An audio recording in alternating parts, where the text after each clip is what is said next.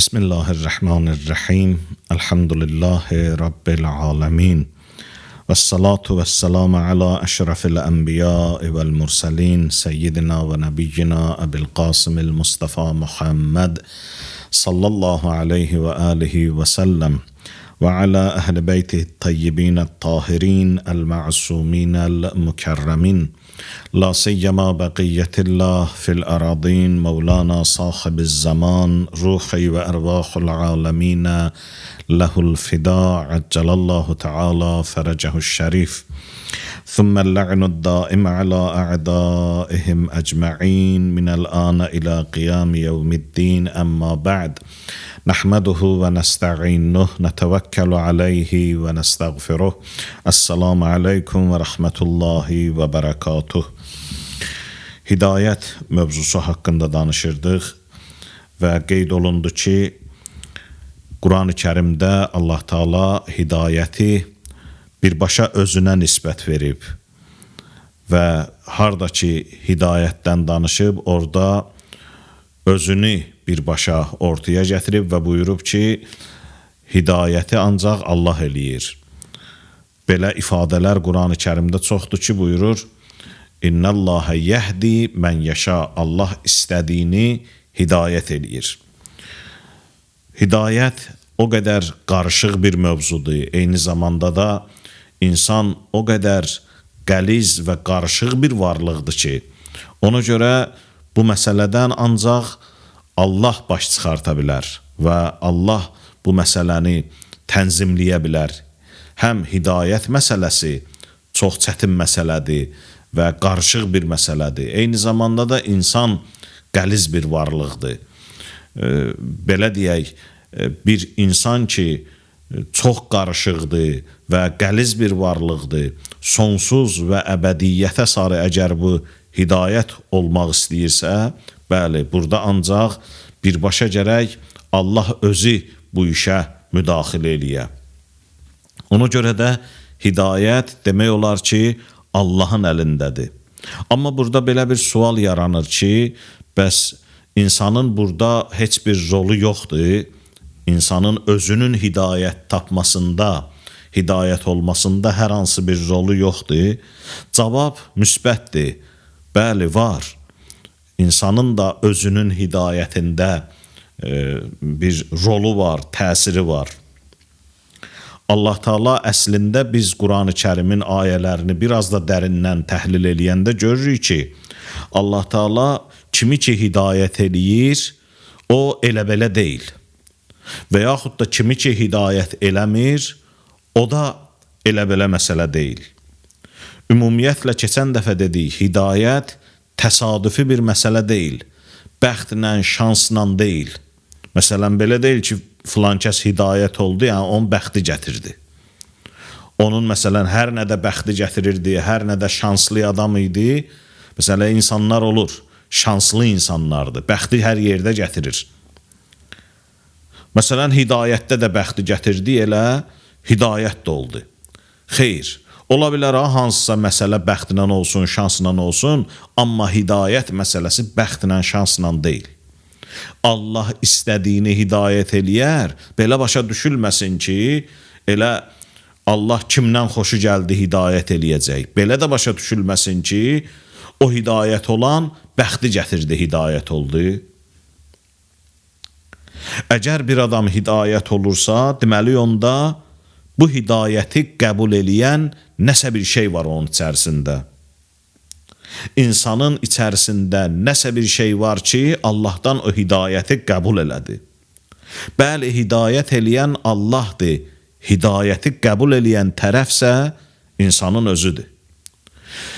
Hidayətdə iki tərəf var. Hidayət eləyən ki, Allahdır, hidayəti qəbul eləyən ki, insandır. Allah hidayət edir, bizsə o hidayəti qəbul eləyirik. Allahın hidayət eləməsi ilə deyil təkcə, insanın da daxilində hidayəti qəbul eləyən nəsə bir şey olmalıdır. Ki o Allahdan gələn hidayət, səndə gəlib qərar tuta bilsin, səndən yan keçməsin. Görsən məsələn Allahdan hansısa bir bəla gəlir kimisə tutur, amma kimdənsə yan keçir. Allahdan əgər hidayət gəlirsə, o gələn hidayəti insanın içində qəbul eləyən nəsə bir şey olmalıdır. Allah fail tərəfdir, insansa qabil tərəf. Fail tərəf yəni işi görən.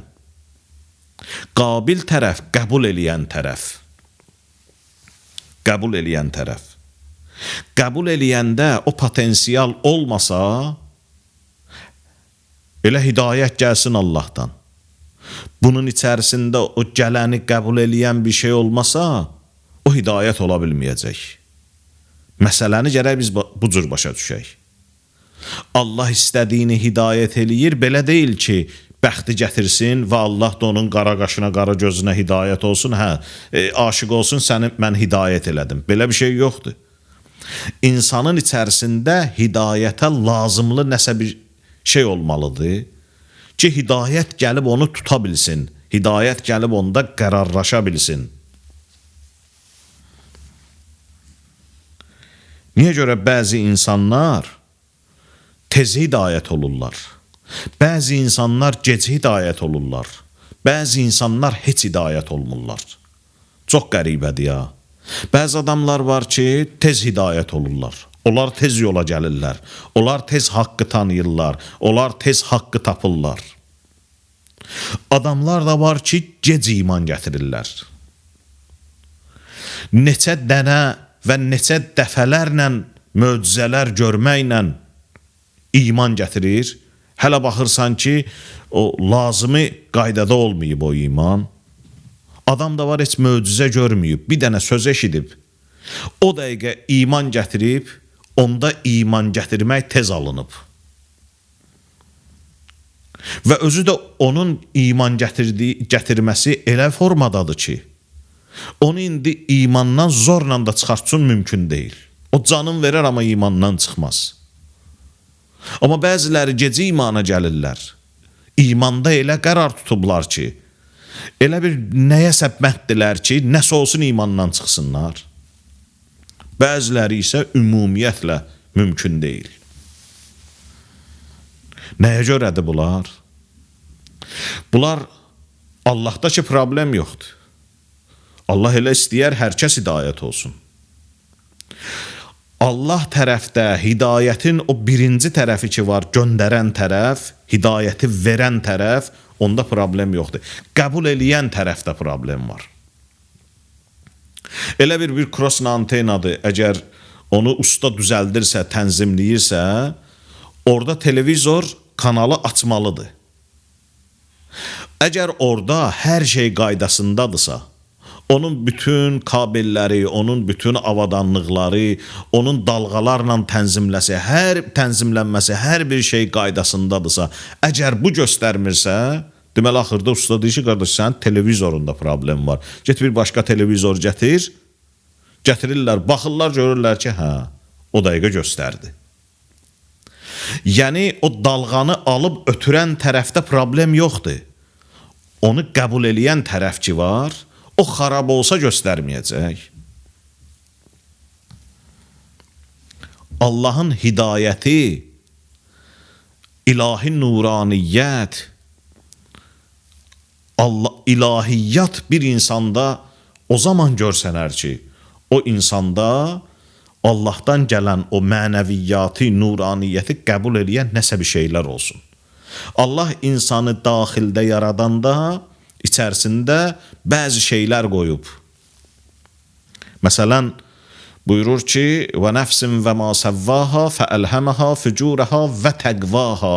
And olsun nəfsə, hansı ki Allah ona təqvanı ilham elədi.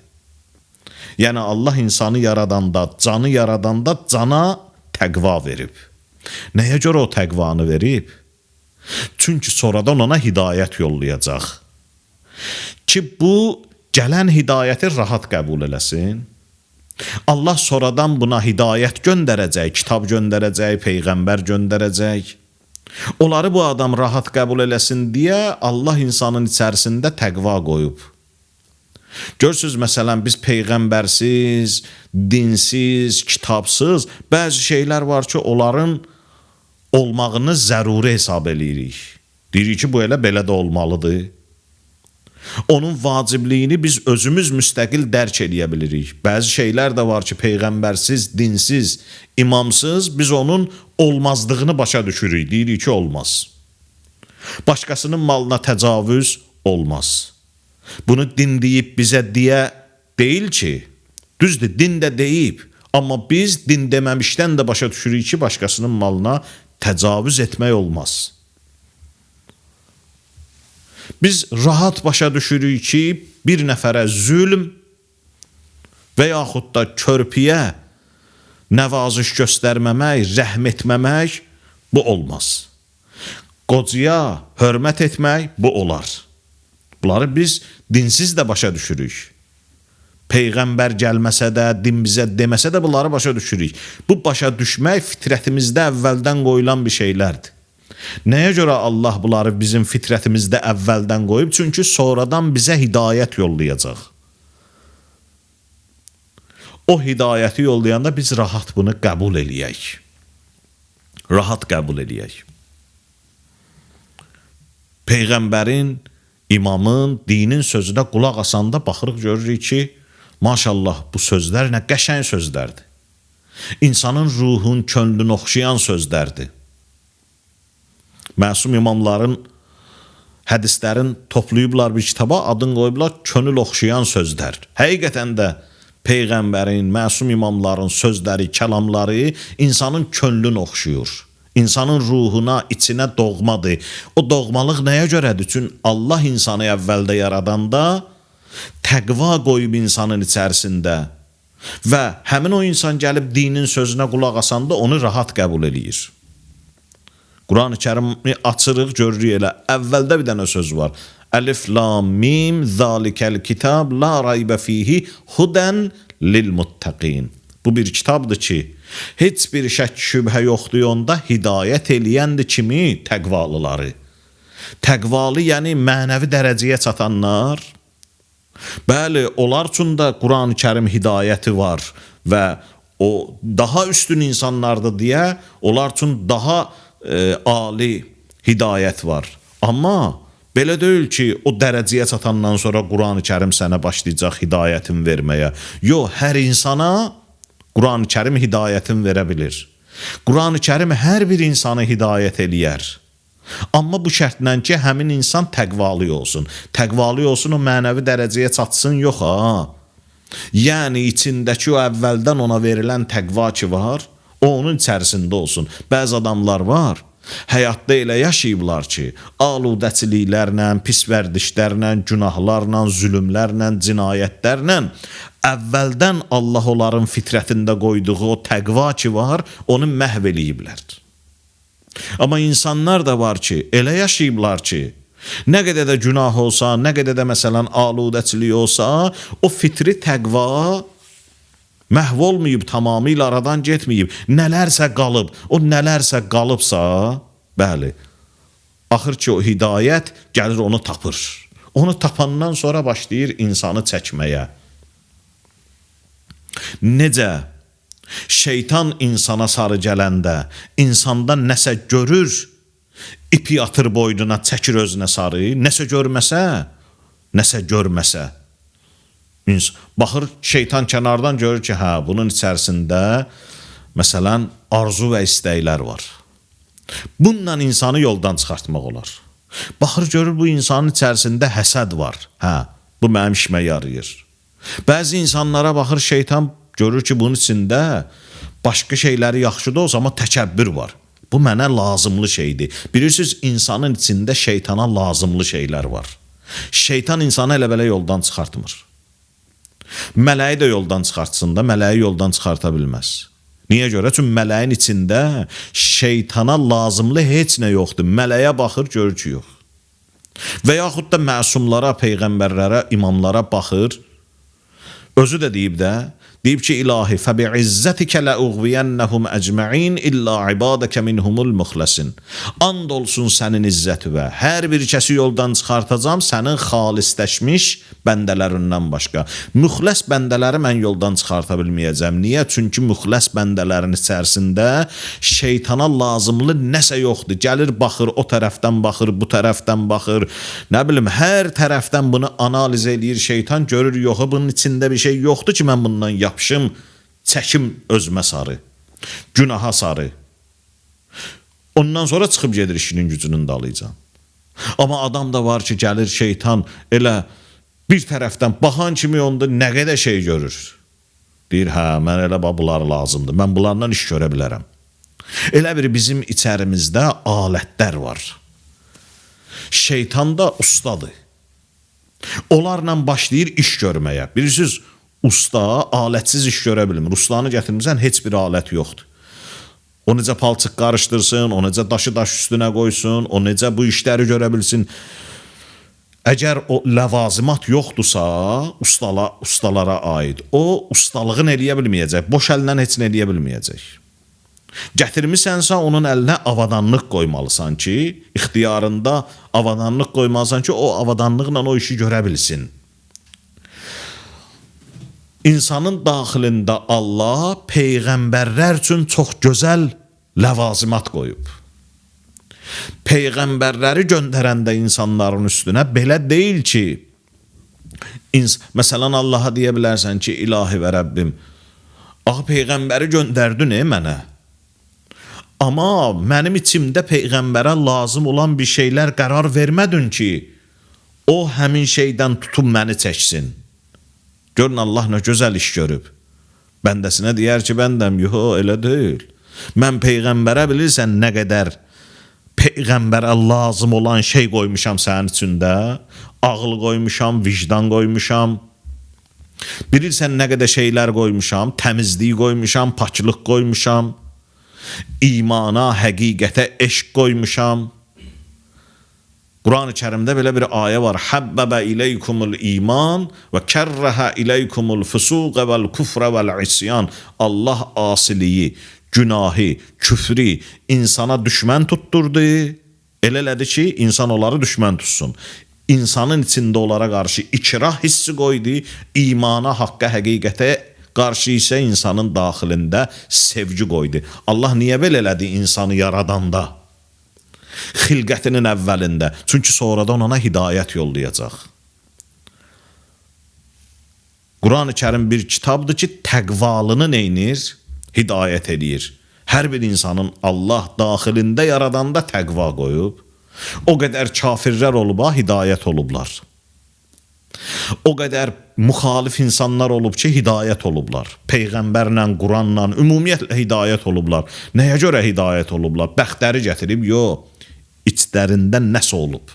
Onlar kafir də olsa, onlar pis adam da olsa, əməlləri pis də olsa, amma içlərində nəsə bir şey olub. Allah ondan tutub çəkib. Ola bilər bir adamın əməli yaxşı olsun, amma içində pisliyi çox olsun. Ola bilər bir adamın əməli günah olsun, amma içində yaxşı bir şeylər olsun. Baxırsan ki, günahkar bir insan gəldi tövbə elədi.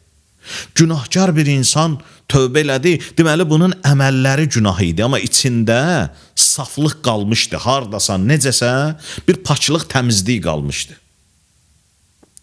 Hür gedirdi İmam Hüseyin əleyhissalamın yolun kəsib İmam Hüseyin əleyhissalamla vuruşmağa. Gəldi də, yolunu da kəsdi. İmam Hüseyin əleyhissalamla danışdı da. Danışıq zamanı İmam Hüseyin əleyhissalam ona buyurdu ki, Fəkələtkə ummukə ya hür, ey hür, anon sənin yasında otursun. Belə sözlər deyərmişlər o zaman ərəblər bir-birlərinə. Hür İmam Hüseyin ağaya baxdı. Axı, adəti üzrə cavab qaytaranda o da deyə bilərdi ki, anon sənin yasında otursun. Amma hür ədəb elədi. Dedi, ya Hüseyin, neyniyim ki anon Fatimə-i Zəhra salamullahi aleyhadır. Mən xanım Zəhraya belə bir söz deyə bilmərəm ki, ya Hüseyin, anon sənin yasında otursun, yəni Həzrəti Zəhra sənin matəmində əyləşsin. Bu olan bir şey deyil. Xanım Zəhra adının qabağında hür elə təzim elədi ki, o gözəl bir xüsusiyyət idi. Əməlində günah var idi. Gedirdi cinayət işi görməyə, gedirdi yol kəsməyə. Özdə kimin yolun? Amma içdəki o müqəddəsə təzim axır ki onu çəkdi gətirdi. Ömrünün sonuna bir neçə saat qalmış, özün qatdı cənnət karvanının içərisinə. Getdi İmam Hüseyin ağa gedən yerə. Qabil Həzrət Adəm Peyğəmbərin övladı. O da qurbanlıq aparmışdı. Habil də qurbanlıq aparmışdı. Belə baxanda qurbanlıq aparmaq, nəzir niyaz deyib Allah yolunda qurbanlıq eləmək çox gözəl bir işdir. O da gözəl iş görür, bu da gözəl iş görür. Zahirdə bunların heç bir fərqi yoxdur. Amma Habildən qəbul olur, Qabildən qəbul olmur. Deməli, Allah əməli qəbul eləyəndə əməlin özünə baxmır, əməli edənin içinə baxır. Maidə surəsi 27-ci ayədə buyurur: "Vətlu aleyhim nəbəəbnəy Adəmə bil-haqq." Ya Peyğəmbər, onlara Həzrəti Adəmin iki övladının hekayəsini danış. İz qərrəbə qurbanən, ki hansı ki o iki nəfər Habillə Qabil bir qurbanlıq apardılar. Fətuqubbilə min əhədihimə və ləm yutəqəbbəl minəl axər. Birindən qəbul oldu, birindən yox.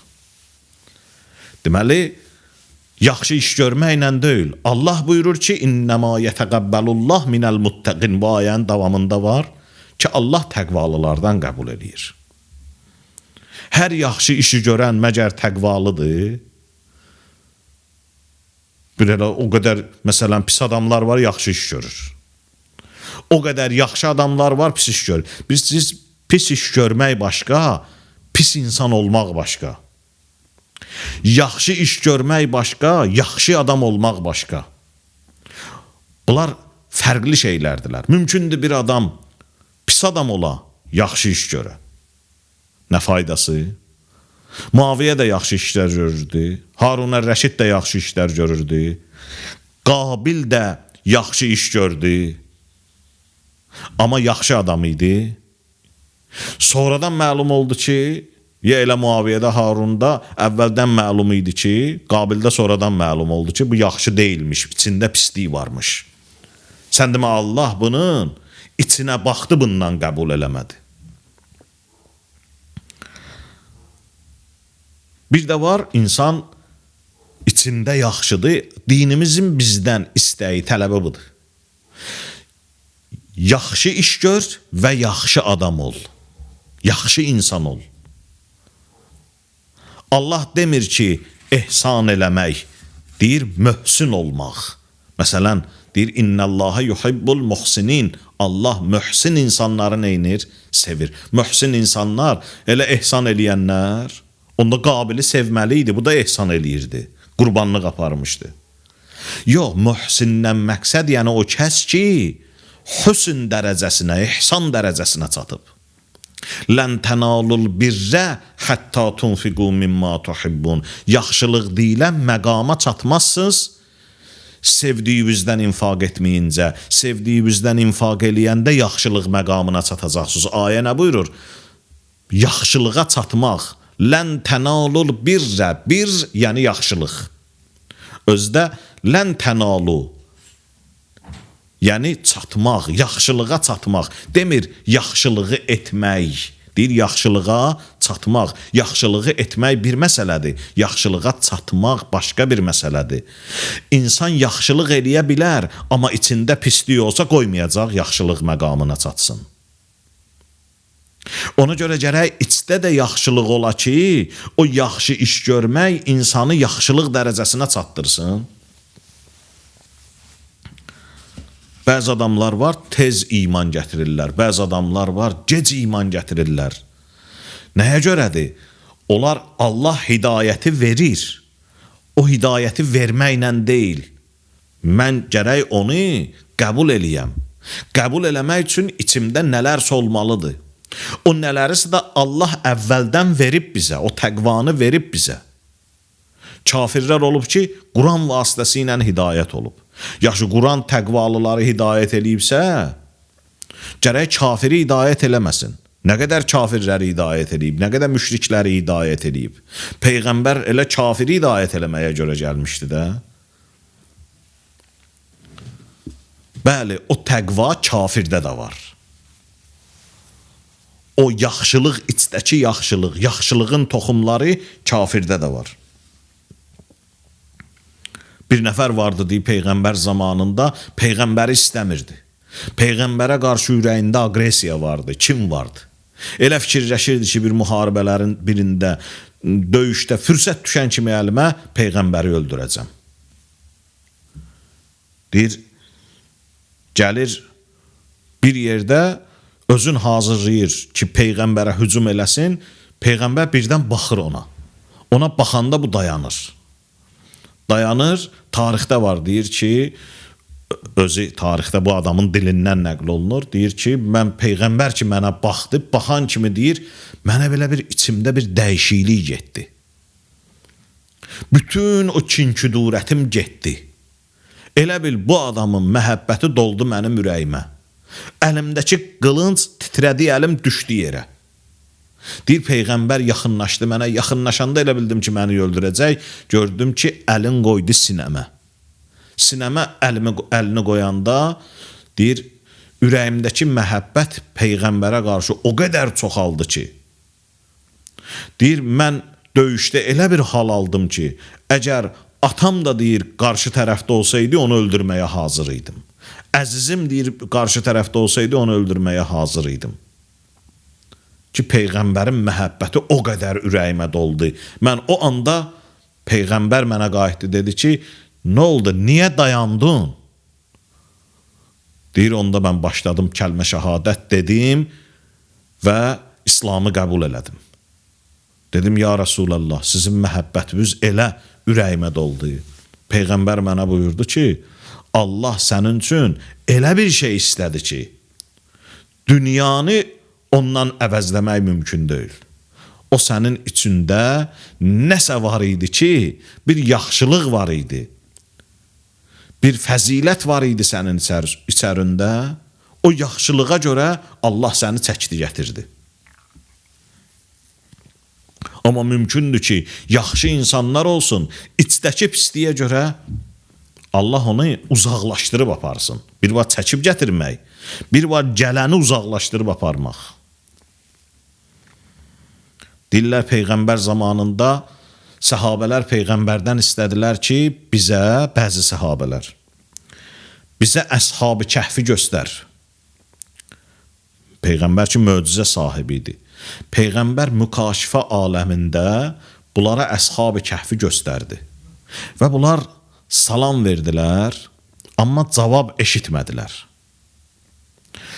Deyir, Peyğəmbər Əli əleyhissalamı çağırdı, özü birlikdə salam verdilər. Gördülər ki, cavab gəldi. Cavab gələndə Peyğəmbər buyurdu ki, siz niyə görə birincilərin cavabını almadınız? Dedilər, biz məmur olmuşuq ki, ancaq Peyğəmbər və yaxud da Peyğəmbər vəsisi olan bir şəxsin salamının cavabını alaq. Deyir, onda Peyğəmbər üzün tutdu Ənəs ibn Malikə. Ənəs ibn Malik dedi, Ənəsə dedi Peyğəmbər, Ənəs, gördün bu fəziləti, sən də Peyğəmbər yanında, Peyğəmbər canişinin, vəsisinin yanında, o mükaşifə aləmində gördün bu fəziləti ki, Əli əleyhissalama nə cür cavab gəldi? O mənim vəsimdir, sən bunu gördün? Bəli. Dedi Peyğəmbər ona buyurdu ki, Ənəs, olmasın ki, bir zaman Həzrəti Əli öz haqqına səndən şəhadət istəyə, amma sən şahidlik eləməyəsən. Qorx o gündən. Aylar keçdi, illər dolandı. Əli əleyhissalam ki, haqqı əlindən alınanda və haqqı üçün mübarizə aparanda ki, xanım Zəhra bu mübarizəni apardı, hətta bu yolda ilk şəhidə xanım oldu, vilayət yolunda. Onda deyir Həzrət Əli əleyhissalam Küfədə bir məclisdə, yenə də bu barədə danışanda ki, Qədruxum hadisəsi filan, dedi, Ənəs oradaydı. Sən ki deyir, görmüşdün bunları. Sən ki gördün mükaşifə aləmində nələr baş verdi. Əshab-ı Kəhf kimin salamının cavabını aldı, kimin salamının cavabını almadı. Və onlar özləri dedilər ki, biz ya Peyğəmbər olmalıdır, onun cavabını almaqdan ötürü, ya Peyğəmbər vəsisi olmalıdır. Sən bunu gördün, indi dur ayağa şahidlik elə mənim xeyrimə. O nə dedi? Dedi, qocalmışam, yadımdan çıxıb. Deyir, onda Həzrət Əli əleyhissalam qayıtdı, dedi, buna bir dənə xəstəlik ver ki, ilahi o xəstəliylə də dünyasını dəyişsin. Üzün aça bilməsin. Bərəz xəstəliyinə tutuldu, ondan sonra o kişiyyətdən soruşurdular ki, sən, Ənəs, sənə nə olub belə? Dedi, mən salih bir qulun duasına tuş gəlmişəm, bəd duasına tuş gəlmişəm. Salih qul da Həzrət Əli əleyhissalamı nəzərdə tuturdu. Görürsən, Peyğəmbərin yanında, amma gəldi necə oldu? Amma adam var, burada olmayıb, bunlar hamısı hidayətdir. O hidayəti göndərən. Biz onu qəbul edirik. Bizim özümüzün hidayəti qəbul etməyimizdə böyük rolumuz var.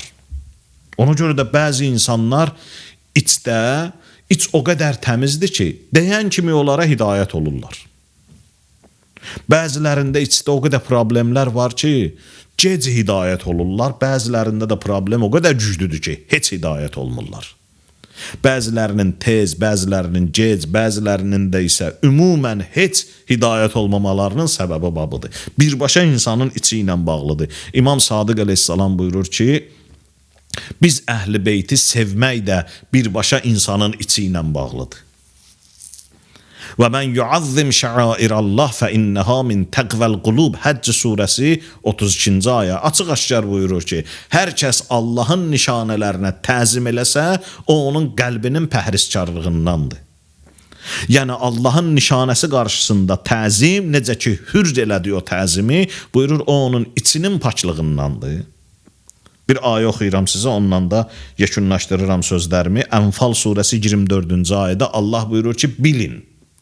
Va'lamu, ey insanlar bilin, nəyi bilin? Ənəlləhə yəhulu beynəl mər'i və qəlbi. Allah insanın özü ilə qəlbi arasında qərar tutub. Yəhulu beynəl mər'i və qəlbi. İnsanla qəlbinin arasında qərar tutub. Qərar tutub bu mənada ki, yəni maniyədir. İnsanla qəlbi arasında maniyədir. İmam Sadiq əleyhissalam bu ayəni izah edir ki, Allah necə insanla qəlbi arasında maniyədir? Biz elə başa düşürük ki, bizə yaxın ürəyimizdir.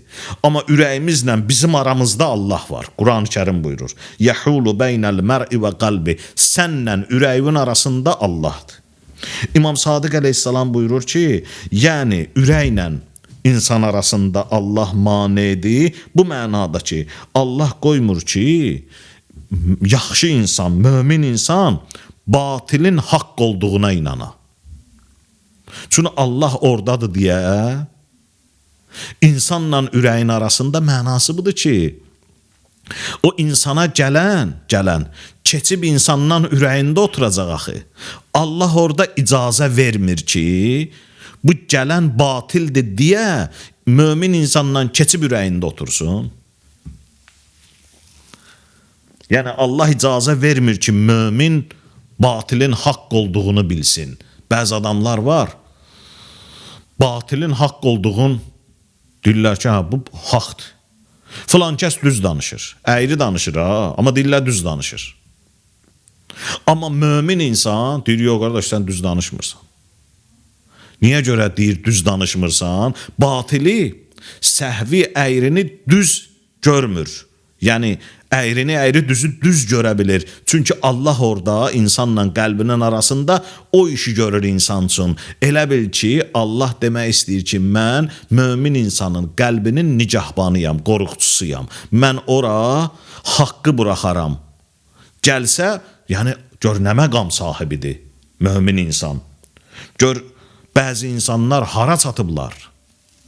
İmam Sadiq əleyhissalam buyurur ki, möminin qəlbində Allah istəməz ki, batil yer alsın. Kafir, haqqı danan, haqqa müxalif olan insanın da qəlbində gəlsin, haqq qərar tutsun. Yəni Allah buna bəzən özü neynəmir? İmkan vermir. Bəzi yerlərdə Allah özü müdaxilə edir. Nəyə görə? Çünki o insanın həmin o paklığının belə deyək, dərəcəsidir ki, Allah gəlir sonra özü mömin insanın xidmətində dayanır. Yəni, sözümüz buradadır ki, bəli, Allah insanı hidayət edir, amma hidayət etməklə deyil, gərək o hidayəti insan qəbul eləyə. Bu cümlə ilə sözümü yekunlaşdırıram. Bəli, insan hidayəti qəbul eləmək Quran-ı Kərimdə ihtida sözü ilə gəlib. Məsələn, bəzi ayələrin axırında var ki, muhtədin, muhtədin. Muhtədin, yəni hidayəti qəbul etmiş insanlar. İhtida, hidayət olan yox, hidayəti qəbul eləyən. İftial babıdır, yəni qəbul eləmək, qəbul eləmək. Muhtədin, yəni hidayəti qəbul eləyənlər. Əslində sözün tərcüməsi odur. Muhtədin hidayət olmuşlar yox ha. Muhtədin hidayəti qəbul etmişlər. Bəli, nəticədə elə o da düzdür.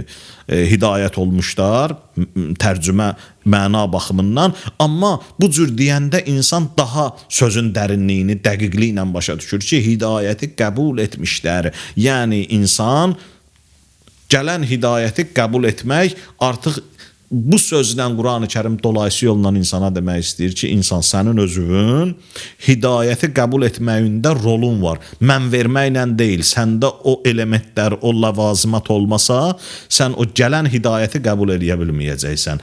Onu da o ləvazimatı da əvvəldə mən vermişəm. Belə yaşa ki, o ləvazimatdan heç olmasa bəzilərin saxlayasan ki, hardasa Peyğəmbərin, Qur'anın sözü sənin işvə yarayar və o lazım olan şeydən tutub səni çəkər lazım olan dərəcələrə və yerlərə. Nəsəlukəllahumma və nəd'uk bismikəl azimil a'zəm əl-əəzzil əcəllil əkrəm. İlahi və Rəbbim, əllərimizi naümid sinələrimizə qaytarma. İlahi amin deyən dilləri lal öldürmə. Allah gələn günlərimizi keçən günlərimizdən daha xeyirli və bərəkətli bizim üçün qərar ver. Allah xəstələrimizə, nəzərdə olan xəstələrə şifaya acil mərhəmət elə. İbadətlərimizi, dualarımızı bizim üçün müstəcab elə. Günahlarımızın, xətalarımızın üzərindən Allah qələmi əffi çək. Qəriblikdə olanlarımızı, ruzu dalıcan gedənlər, elm dalıcan gedənlər, hərbi xidmətdə olanlar Allah hamısını səlamət elə. Onları düşmənlərin şərrindən hifz elə. Allah bayrağımızı hər yerdə uca, əhlində izzətli elə. Allah bizə rəhm etməyənlər bizə müsəllət eləmə. İlahi və Rəbbim, Muhammed və Ali Muhammed hörmətinə işlərimizin, ömrümüzün aqibətini xətmi bi xeyr elə. Allah bağışlamamış bizi bu dünyadan aparma. İmam Zaman əleyhissalamın mübarək vücudun salamət elə. Ağanın şərafətli zuhurun tezləşdircinən. İlahi və Rəbbim, Muhammed və Ali Muhammed hörmətinə hər kəs ki bizdən dua istəyib, bizim dualarımıza hal-hazırda amin deyən şəxslərin, mömin və möminələrin duaları ilə bahəm hamısının dualarını inşallah qəbul və müstəcab elə. Muhammed Ali Muhammedə salavat hədiyyə eləyək. Allahümmə salli ala Muhammed və Ali Muhammed.